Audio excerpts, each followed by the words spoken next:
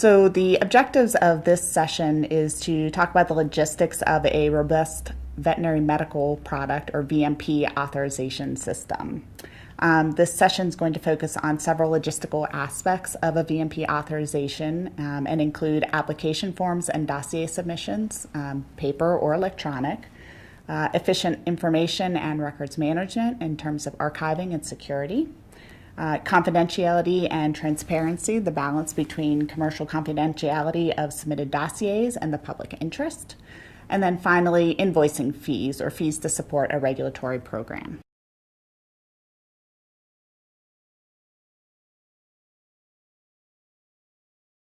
We'll begin by talking about the application forms and dossier submissions and whether to accept paper submissions or electronic submissions.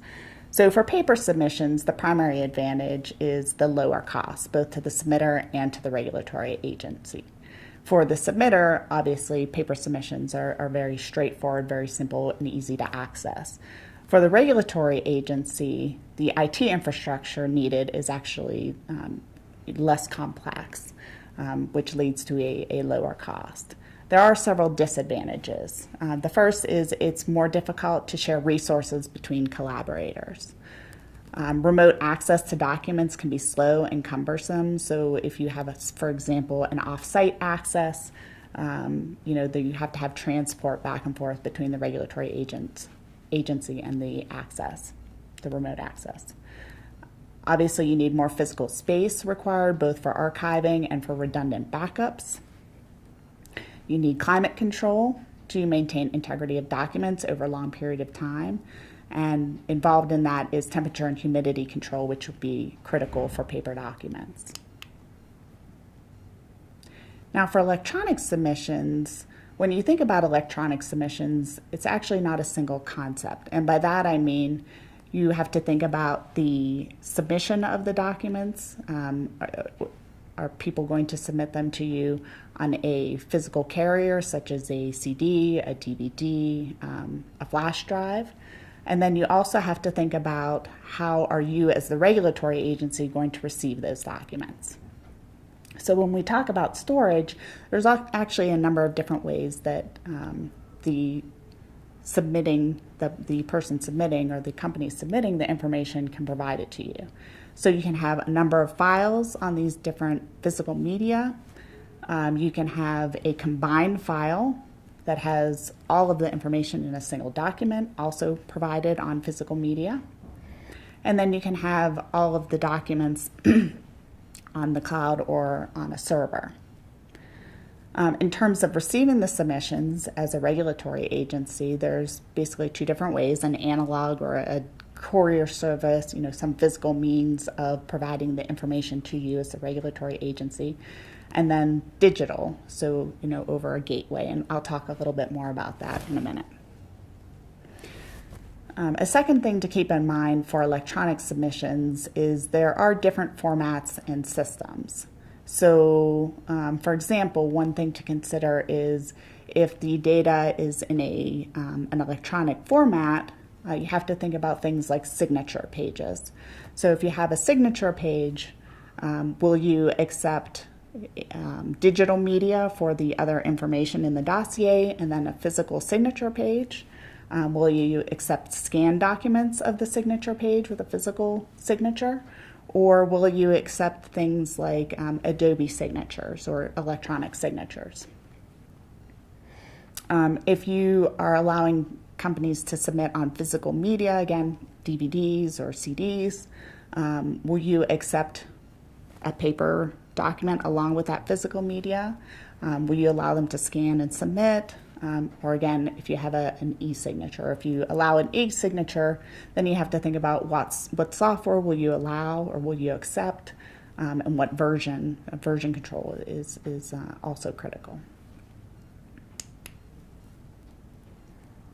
Some advantages and disadvantages of electronic submissions.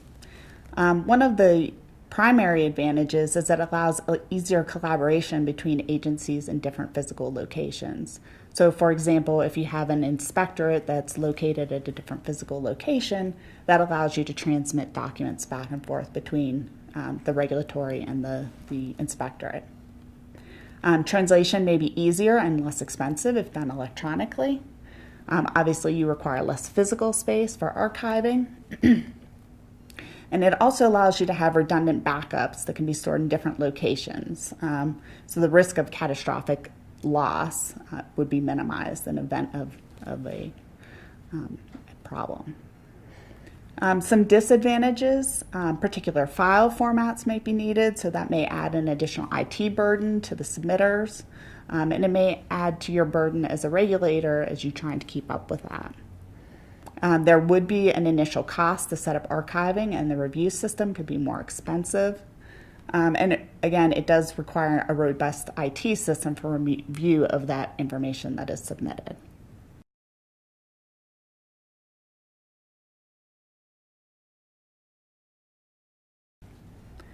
Okay, so now we'll move on to the topic of archiving and security. So archiving and security are critical to a VMP regulatory system. It can lead to transparency in the review process. So it allows us as the regulators to go back and look at the decisions that we've made previously. So it allows us to increase consistency. It demonstrates a fair market for approvals and uses of both pioneer and generic drugs. It's also necessary so that post-approval changes can be effectively managed. So as a regulator, it's very important to be able to go back into the record and look at what was approved previously and then be able to compare that to the information that they're providing now. You must be able to retrieve past dossiers and reviews quickly and efficiently. That allows you to make comparisons. It allows you to move to new regulatory decisions in a timely manner. In terms of security, security is very critical to build trust with the public and the consumers. The regulatory process is both fair and effective. This allows the public to, it may allow the public to see information related to approvals, but on the other hand, you have to have security to build trust with industry that proprietary information is protected. So that's critical to the company, so it is critical to you as a regulator. It can lead to increased collaboration with the pharmaceutical industry, which can lead to improved review times, allowing the quality VMPs to get to market faster.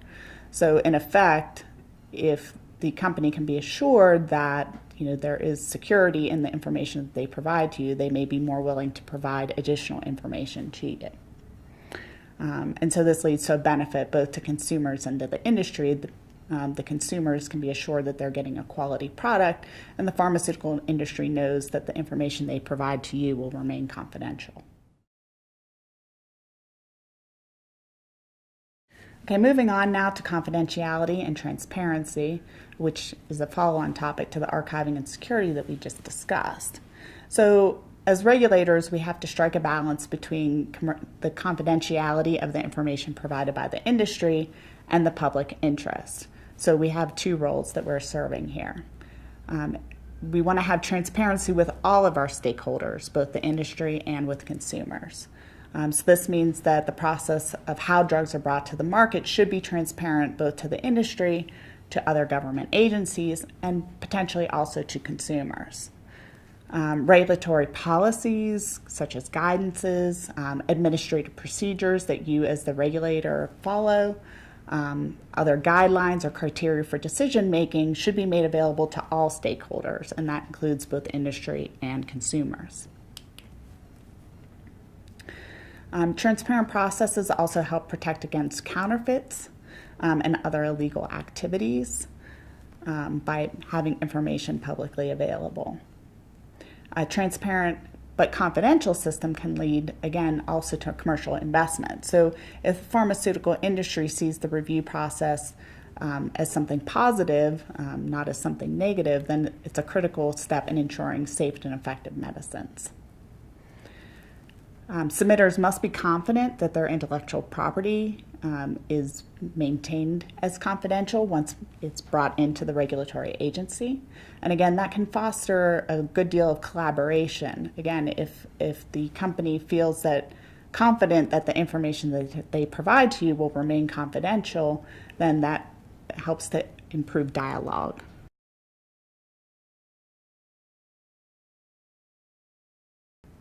So the final part of my talk today involves invoicing fees, or fees that are provided to support the regulatory program.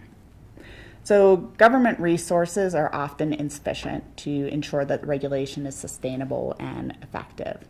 So to that end, many countries have adopted some level of user fees.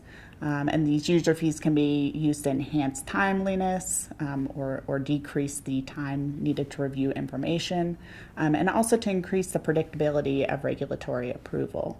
So if we know that by providing a certain level of funding, we can reduce timelines to a certain degree, then that can help you or can help companies determine how soon a product may make it to market. Okay, so one of the possible disadvantages of a user fee model is that it can lead to the appearance of regulatory capture. And what is meant by regulatory capture? In this case, regulatory capture refers to a regulatory agency which is supposed to act in the public interest, instead advances the commercial interests of a particular industry. So to avoid this, transparency is key. So you have to reaffirm the purpose of drug registration, and that is the protection of public health and not pharmaceutical industry profits. You also need to show the pharmaceutical industry the value of the fees that they're paying. So there should be a fair, transparent policy that includes prompt review and security of their intellectual property.